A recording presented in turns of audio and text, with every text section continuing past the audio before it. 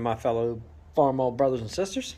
All right, so I'm just going to do a little update real quick on what's going on the 300 utility with the fast hitch. So I went ahead and got the exhaust manifold in. So that, is obviously the one. I have this tipped up. I just want to see. But anyway, so obviously this goes down for the underslung exhaust. I didn't want the underslung. I wanted the vertical exhaust on this one. Now I could have went ahead and made a new flange and pipe and could have ran it over here, but over here isn't where the exhaust is supposed to be. It's supposed to come up here. So I went ahead and got another exhaust manifold from a 300. It's a row prop 300. Works just the same, but it will put the exhaust straight up where I want it on this one. So that's the news on this one.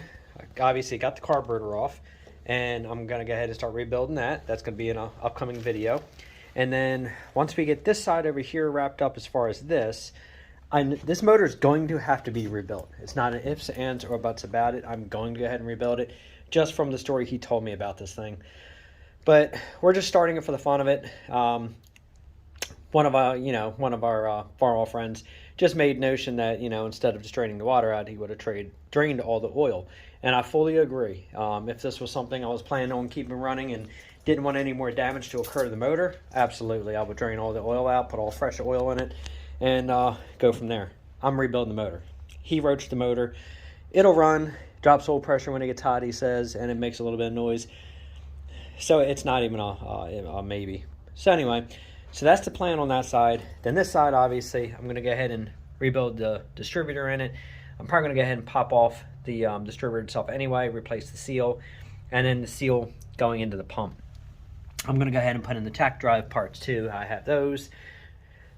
New wires, cap, rotor, condenser, plugs, put everything in it.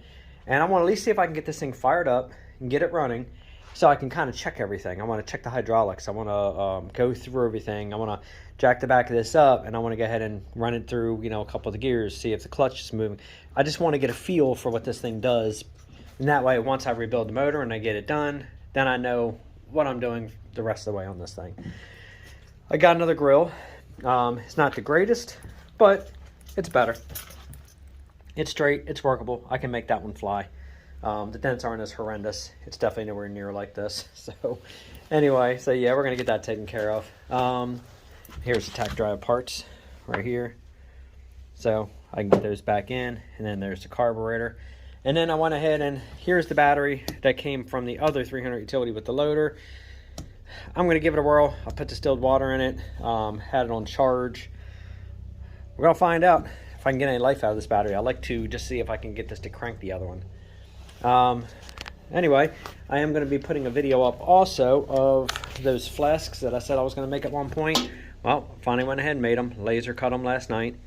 So these are going to be available, and I will post a email in the description box. So if you guys decide you want one of these flasks, let me know.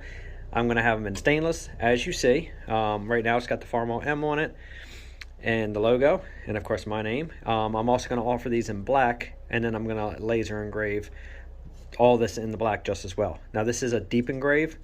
It's not a real light surface engrave, so you don't have to worry about this wearing off in your pockets anytime soon. So you can hear that. I don't do light engraves. And then that's going to be it for this one. And then this is going to be the wintertime project tractor. This is the one that's going to get, like I said, mechanically sound, make sure everything's running, functioning, and then this one's going to get the nice repaint. This one's going to be a pretty tractor, not restored, but mechanically sound and a pretty tractor. It will get restored at a later date, but right now it's just going to get used for the garden. Quick update on this one. So I did get this one moved over in between here, so now I can work on it. Number one cylinder had water in it, unfortunately. So I'm guessing from the vertical stack that was on here, and the muffler was busted, water infiltrated, got in there a little bit. I don't know. The valve train looked good when I pulled the valve cover, but the I haven't had a chance to check the valves yet, so I'm gonna have to take a hammer also and give those a tap and see if any of them are stuck. 2, 3, 4 cylinder looked good. Didn't see no issues. Plug looked good. Everything was fine. For some reason it just loaded up number one. So we're going to go ahead and I got all the cylinders soaking in marble, and I want to see if I can go ahead and get this thing to spin over. If I can get it to spin over, I might go ahead and change the oil out and everything on this one, because I want to try to get this one running without rebuilding it, at least for the winter. If for some reason I have to rebuild it, I'd like to get it running enough to pull it in front of the other 300. I'm going to back the other one up in the shed a little further, and I'm going to pull this one up next to it, and then we're going to get working on it. But I was able to use the H to go ahead and grab a hold of the bucket, lift it up, and I was able to chain the bucket. Everything's holding there, still good. So all in all, you know, I'm hoping I can get this one running. I'm hoping I'll have to do a rebuild. Yeah, if I got to do an engine rebuild, I got to do an engine rebuild. It is what it is. I'm already planning on, you know, replacing all the hydraulic lines and all fluids, and, you know, carburetor rebuild and distributor and the whole shebang. This one was converted to 12 volt, like I said before, and that cut in the hood and everything drives me nuts. But I think I can go ahead and modify that bracket to tuck that in. So anyway, so that's it for this one. So again, if you guys decide you want a flask, I got a little bit of I think it's Old Smoky apple pie in here right now. Good stuff. So it's always nice to keep handy working around the yard if you want to drink. Like I said, if you guys want one of these, I'll probably go ahead and, apparently the bee wants a drink too. I'll probably go ahead and post a link to it, but I probably won't put a price. I don't know, I guess YouTube doesn't really care about a price. So you know what, I'll just put the price on there, what they're going to be for the black one and for the stainless. And if you guys want one, hit me up, and then I'll get some more made up. Other than that, hit that notification bell. Please like, subscribe, definitely subscribe, and share, and leave a comment in the comment box. I am probably going to offer one of these also in a Cerakoted version.